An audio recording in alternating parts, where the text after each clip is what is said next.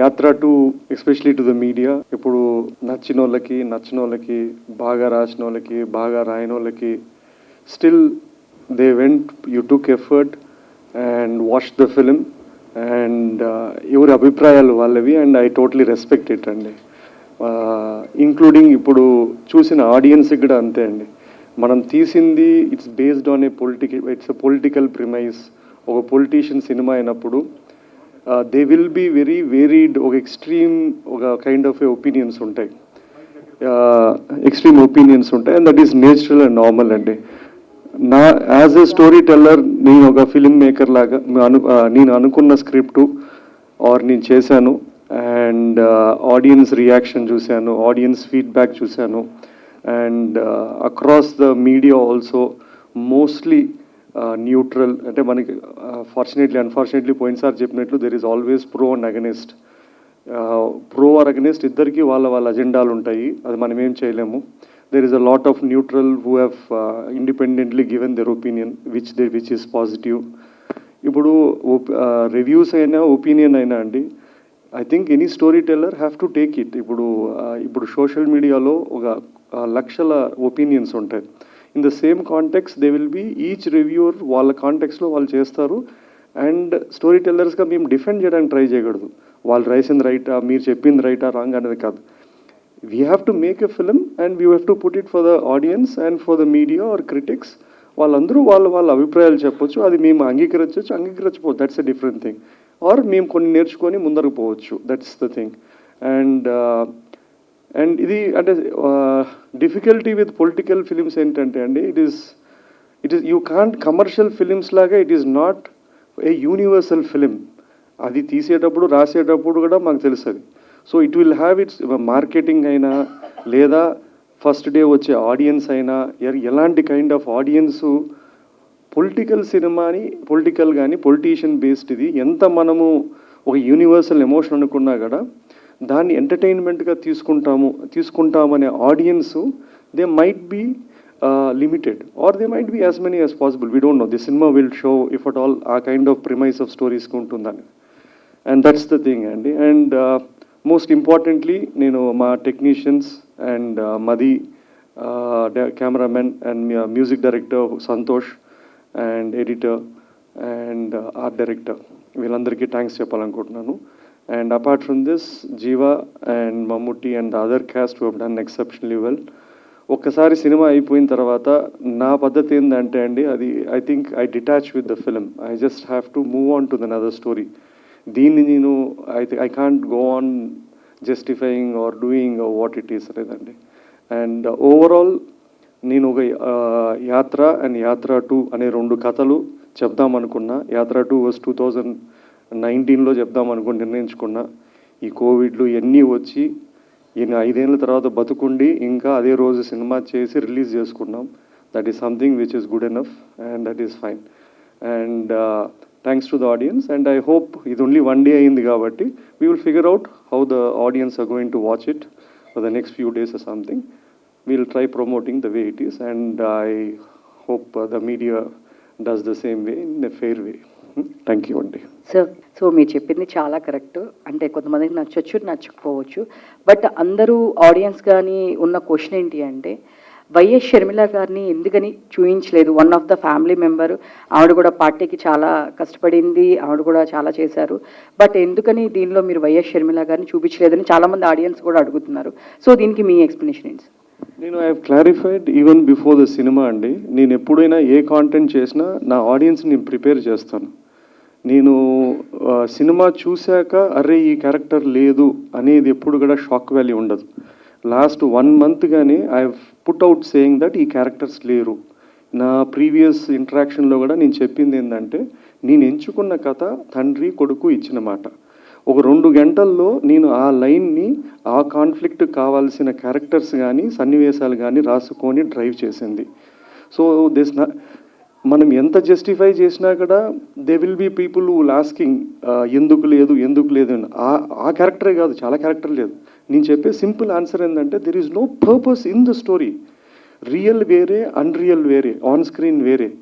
So whatever limitations of time కానీ whatever it is నాకున్న ఎంచుకున్న కాన్ఫ్లిక్ట్కి నేను చెప్పానండి అది. Hi sir, first of all congratulations. Mixed divide talk సైట్స్లో రన్ అవుతున్న ఆడియన్స్లో కొంచెం మంచి టాక్ నడుస్తుంది apart from political agendas. So ఇది సీఎం గారు చూసారా ఈ సినిమాని? ఇప్పుడు అంటే యాక్చువల్లీ మీరు రివ్యూస్ చూస్తే mostly they are across. I mean నేనేం చెప్పలేదు, you will go it better. I think they been mostly positive. That's fine అండి. సి అది నెగిటివ్ అయినా పాజిటివ్ అయినా ఇట్స్ ఫైన్, ఇట్స్ ఒపీనియన్. లేదు చూడలేదండి, చూస్తారు. I asked him to watch it as soon as possible and when you can will see it అండి. So వాళ్ళ family members ఎవరైనా చూసి రెస్పాన్స్ ఎలా ఇచ్చారు? వాళ్ళు చూస్తారండి. నేను I'm sending the copy and they going to watch it and let me know. నేను ఈ సీన్ పెట్టలేదు అనే సీన్స్ ఏమైనా ఉన్నాయా? పెట్టలేకపోయాను అని బాధపడి కొన్ని సీన్స్ షూట్ చేసి ఫైనల్ ఎడిట్లో తీసేసినవి. నంద్యాల బై ఎలక్షన్ ఎపిసోడ్ ఒకటి తీసాము. దేర్ లాట్ ఆఫ్ అది సీన్ కొడితే తీసుకున్నాము, అది ఇట్లాంటి ఆ ఎపిసోడ్ ఉంది కానీ బట్ ఐ థాట్ అప్పటికే it was very repetitive about elections coming and going. So we had to take that out to progress the story further. So hi sir, so making wise అయితే మంచి reviews వస్తున్నాయి మీకు, అంటే apart from political scenario. So ఇందులో మామూలుగా మనం తెలుగు రాష్ట్రాల్లో మాట్లాడుకునేది ఏంటంటే ప్రత్యర్థులు చంద్రబాబు గారు అండ్ జగన్ గారు. బట్ మీరు మెయిన్ యాంటోగనిస్ట్గా చూపించింది సోనియా గాంధీ గారిని.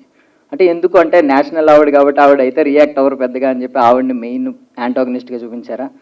ఏం లేదండి, ఇద్దరు ఉన్నారు. మీకు అలా ఆయన యాంటానిగస్ లాగా అనిపించలేదంటే గ్రేట్ అది. సో బ్రహ్మాండంగా ఆయన ఉన్నాడు. ప్రత్యర్థులు అంటే ఆయన ఉన్న రెండు కష్టాలు కాన్ఫ్లిక్ట్స్ ప్రత్యర్థులు ఎవరంటే వాళ్ళిద్దరే. మనకు మీరు చూసిన వర్షన్లో చాలా డైలాగ్స్ మ్యూట్ చేశారు ఆర్ తీసేశారు. లేదంటే చాలా యాక్చువల్లీ ద బెస్ట్ డైలాగ్స్ అన్నీ ఆయనకే ఉన్నాయి, చంద్రబాబు గారి క్యారెక్టర్కే ఉన్నాయి. అండ్ అన్ఫార్చునేట్లీ మనకి ఓవర్సీస్ వర్షన్లో ఉంది, ఇక్కడ వర్షన్లో కొన్ని లేవు. అందుకు మీకు ఏమన్నా అనిపించండి సరే ఎందుకు సాఫ్ట్ అని అట్లా ఎందుకు చేస్తామండి కదా సార్. ఇప్పుడు అన్ని థియేటర్స్ విజిట్ అయ్యారు కదా సార్, మీకు ఎలా అనిపించింది అంటే రెస్పాన్స్ అక్కడ ఆడియన్స్ మాట్లాడుతున్నప్పుడు థియేటర్స్ విజిట్ చేసినప్పుడు? సారీ అండి ప్లీజ్. మీరు థియేటర్స్ విజిట్ చేశారు కదా, అప్పుడు ఎలా ఉండే ఆడియన్స్ రెస్పాన్స్ అని? మనం సినిమా వాళ్ళు మనం అండి రియల్ రెస్పాన్స్ ఏంటంటే అండి, మనం పోయే ఫస్ట్ డే షోలు లేదా ఇనీషియల్గా వచ్చేది దట్ ఈస్ నాట్ రెస్పాన్సెస్ అండి. To be honest we'll have to wait, take feedback beyond what we see.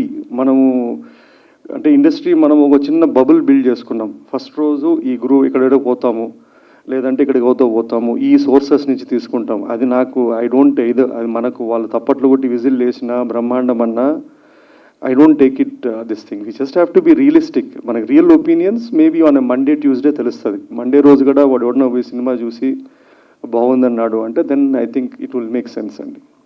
Mahi గారు, ఫస్ట్ ఆఫ్ ఆల్ కంగ్రాచులేషన్స్ అండి. మేకింగ్ పరంగా సినిమా చాలా బాగుంది, కానీ యాత్ర 1తో పోలిస్తే ఈ సినిమాలో కొంచెం ఎమోషన్స్ తగ్గాయని అంటున్నారు. మీకు కూడా అలా ఏమైనా అనిపించిందా? అంటే అది కంప్లీట్లీ యాత్ర అనేది ఒక ఫ్లాట్ స్టోరీ అండి. అక్కడ నాకు అపోజిషన్ ఫోర్సెస్ కానీ ప్రత్యర్థి కానీ అవన్నీ ఏం లేవు. అక్కడ ఒక పర్పస్ ఆఫ్ స్టోరీ వేరే, ఇక్కడ మనకు ఒక డ్రామా కాన్ఫ్లిక్ట్ వేరే అండి. మీకు ఇక్కడ ఇచ్చిన హై అంటే అక్కడక్కడ కొన్ని ఎపిసోడ్స్ దగ్గర అట్లా ఇచ్చిన హై కానీ మీకు యాత్రలో ఇవ్వలేదు. So both are different. అది ఒక ఎమోషనల్గా హుక్ చేద్దాము, అదొక డ్రైవ్ వేరే. ఇప్పుడు ఇంకొక కామన్ కామెంట్ ఏంటుందంటే అండి, యాత్ర రిలీజ్ అయినప్పుడు కొన్ని రివ్యూస్ కానీ కొన్ని ఎక్స్పెషలీ ఫ్యూ థింగ్స్ యాత్ర బాగాలేదని రాశారు, అది బ్రహ్మాండమే.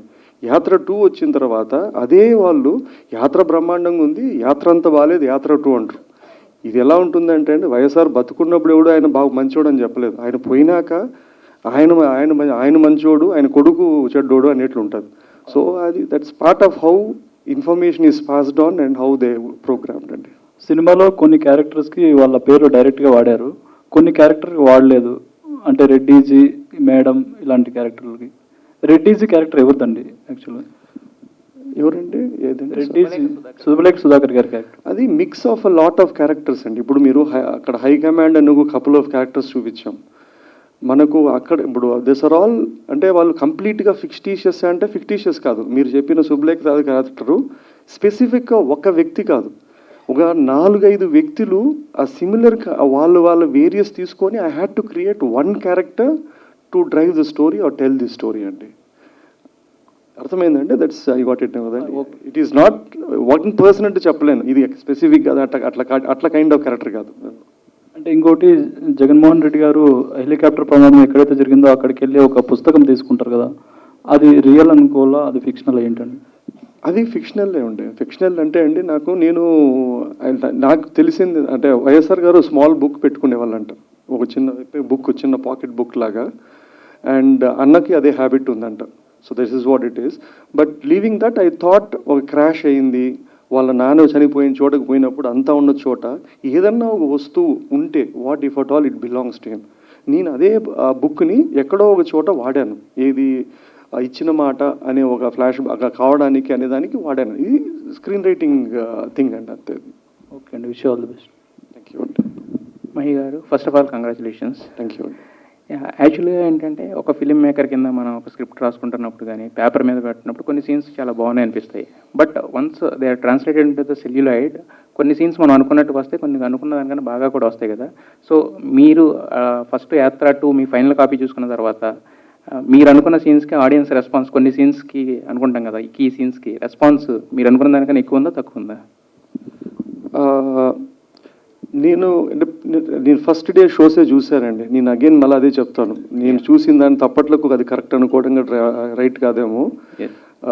అంటే స్మాల్ డైలాగ్స్ రెస్పాండ్ అవుతున్నారు లేదా అంటే I think there are 2 or 3 things which this movie నేను రాసుకున్న దానికన్నా బెటర్గా ట్రాన్స్లేట్ అయిందంటే, ఒకటి మ్యూజిక్ డెఫినెట్లీ ఎన్హాన్స్డ్ ఇట్ అండి.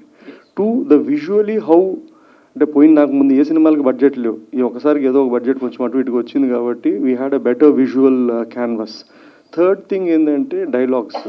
ఆ డైలాగ్స్ మనం రాయడం హాఫ్ అయితే ఆ యాక్టర్స్ చెప్పడము లేదా ఆ సందర్భంలో రావడం వల్ల it has a more impact అండి. It's a combination of all the 3 అండి. అయితే ఎప్పుడైనా కూడా ఒక ఫిల్మ్ మేకర్కి ఏంటంటే సినిమా తీయడం, రిలీజ్ చేయడం ఇదంతా ఒకటి, బట్ వచ్చే బెస్ట్ కాంప్లిమెంట్స్ ఏవైతే ఉన్నాయో అవి అంటే రియల్ సక్సెస్ కింద ఫీల్ అవుతారు కదా. సో ఈ సినిమాకి ఇప్పటికే మీకు చాలా కాంప్లిమెంట్స్ వచ్చి ఉంటాయి కదా, బట్ ఈ విషయంలో నేను గెలిచాను అని అనుకున్న కాంప్లిమెంట్ అంటే ఏంటి?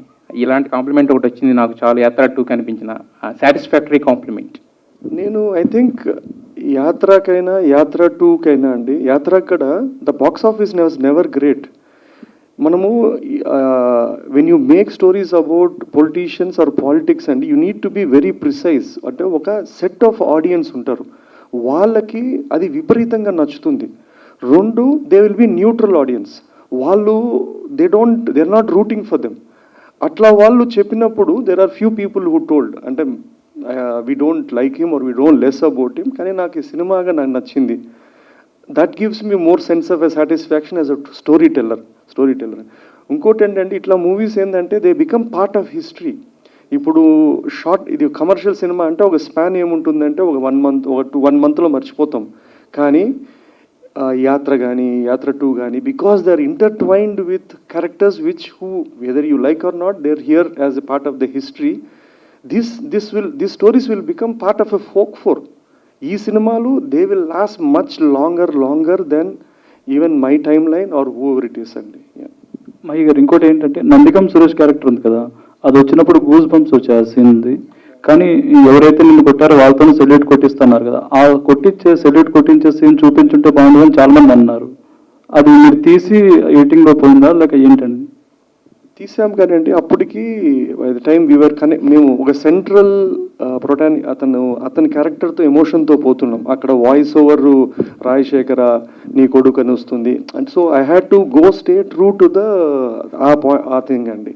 సీన్లో అయితే మీరు చెప్పినట్లు నేను రాసుకున్నాను, షూట్ కూడా చేసాం. But when it was going on మళ్ళీ ఒక ఎమోషనల్ జంప్ అనిపించింది నాకు. దానికన్నా ఒక తండ్రి కొడుకుతోనే ఎండ్ చేస్తే సరిపోతుంది అని I had to take it of. లేదంటే అది పెడితే అది మళ్ళీ విజిల్ వేస్తారు, కానీ విజిల్ కన్నా ఎమోషనల్ కన్సిస్టెన్సీ ఉండాలని తీసేసాను. యాత్ర 3 ఏమైనా ఇంకా లేదండి బాబు, ఇంకా లేదు. అంటే చాలా అలిసిపోయి కాదు, but it is just that I mean నాకు అంటే no story for me as such. This one నేను very clear 2019 I think around March I decided that ఇది కథ ఉంది. అంటే and I wanted to make it. ఇంత మంచి కమర్షియల్ ఎలిమెంట్స్ ఉండే ప్లాట్ని మన తెలుగు హీరోలతో ఎందుకు చేయలేదు? సారీ అండి. మంచి కమర్షియల్ ఎలిమెంట్స్ ఉన్నాయి సినిమాలో, ఎమోషనల్గా అండ్ యా అండి. చాలా పాయింట్స్ ఉన్నాయి సినిమాలో. సో అండి. తెలుగు వాళ్ళని ఎందుకు ఎప్పుడూ చావలేదు మెయిన్ లీడ్స్గా? అట్లేం లేదండి. ఇప్పుడు కమర్షియల్ ఎలిమెంట్ ఉంటుంది కదండి.